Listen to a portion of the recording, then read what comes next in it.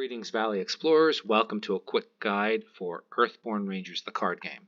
A short series of videos that will explore the basic elements of the card game and provide more insight into what they are and how they work. For today's video, we're going to cover common tests. So what are common tests? Good thing you asked. Common tests are the tests that you get to do every round regardless of the board state.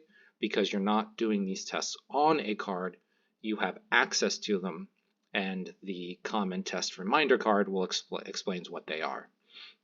And so what are common tests? They are the essential tests you use to navigate the game. That all four of these tests, whether traverse, connect, remember, or avoid, are the key ways to survive the game and win the game. In fact, winning is the first thing that these common tests allow you to do. The traverse test allows you to clear locations or features, and the connect test allows you to clear the other things you can clear, which are beings. And while certain cards will have certain ways to clear them in specific, these are the ways to do it with just about every card. What else they'll let you do? Well, they'll let you avoid beings that are in your way. A being can cause you exhaustion, which can run you out of your deck and cause you to fatigue out, thus losing an entire day potential of play that will perhaps cost you more than you want to. And what you can do is use the avoid test to exhaust a being, thus be able to complete tests that are along the way or in the surroundings without having to lose cards to exhaustion. The other thing they let you do is gain card advantage and set up your deck. Remember, is an incredibly powerful way to get yourself out of being stuck, because it lets you both draw a card, and because you're scouting, it also lets you set up your deck depending on how successful you are. So the more successful you are, the stronger your deck will be in coming turns. So let's talk a little bit more about how common tests work to get us a better understanding of what they are. So they're a combination of two characteristics. One will be an ability and the other will be the card icons. In the first case, traverse, we can use as an example, is a combination of the fitness or red attribute with the exploration icon. And so when you are completing these tests, you can use energy from your fitness pool and any cards in your hand, regardless of what cards they are, whether they're skill cards or event cards that let you, or moment cards, you can pitch them into the skill test for your total. The same works, that is how it works with all of them, whether it's connect, remember, or avoid. And spirit plus connection, focus plus reason, or awareness plus conflict is how the others play out.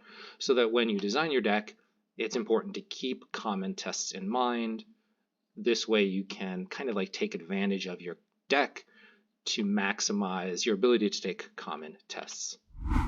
And so let's look a little bit at the two most important common tests, traverse and connect, in that both require you, as well as awareness does as well, to know what presence is. And presence is a number that will be on a card. And the common tests tell you that the X for everything but remember is about presence. So if we look at this prowling wolfhound as an example, we see that there is a total of 2 presence. And what this tells us is that X for connect or avoid, because it's a being so you can't traverse it, would be 2 for both of those tests. So for avoid, all you'd have to do is either match or exceed 2 on the test, and you get to exhaust it, which is turn it sideways, and it's no longer in play, or rather it will no longer fatigue you, and the challenge icons will no longer be triggered. Or you can try to clear it with your spirit. So since the presence equals 2, you have to exceed it to put any number of presence equal to your total. So if you have a 2, you get to add 2. If you have 3, you get to add 3. And every card has a threshold. Well, not every card has a threshold, but most of the cards have thresholds. And what they tell you is what it takes to clear. So there's a red for harm and a blue for progress. Spirit deals only in blue, so you would need to have a total of 6. And in most Rangers, it probably takes 2 to 3 tests to clear Prowling Wolfhound, unless you have unless you're very fortunate with a lot of the right icons in your hand and you have enough spirit to kick off a strong test. Note something really important about Earthborne Rangers that I think is probably one of the coolest aspects of it. There is no default way to apply harm to a card. And I think that's important to point out because it shows an element of this game that might influence how you build your deck based around the common tests that exist. So that does it for our look at presence.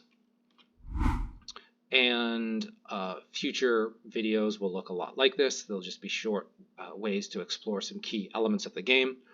And thank you very much for watching this video. Feel free to like, comment, or subscribe. Do all the YouTube things if you'd like. Otherwise, I'll see you next time for the next common guide.